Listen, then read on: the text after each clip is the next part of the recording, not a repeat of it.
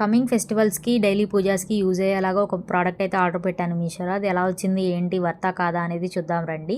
సింపుల్గా box packing వచ్చింది. లోపల కూడా ప్లాస్టిక్ బాక్సెస్లో పెట్టించారు. ఎటువంటి హడావుడి లేదు. సింపుల్గా 4 బాక్సెస్ ప్యాక్ చేసి ఇచ్చేసారు. ఒక్కొక్క బాక్స్లో ఒక్కొక్క ఫ్లేవర్ ఉంది. అది వచ్చేసి ఫస్ట్ జాస్మిన్ ఫ్లేవరు, నెక్స్ట్ది వచ్చేసి రోజ్ ఫ్లేవర్ అనమాట, థర్డ్ వన్ వచ్చేసి sandal flavour and last one వచ్చేసి తులసి ఫ్లేవరు. తులసి ఫ్లేవర్ నేను ఇప్పుడే చూస్తున్నాను, ఇంతకుముందు ఎప్పుడు చూడలేదు.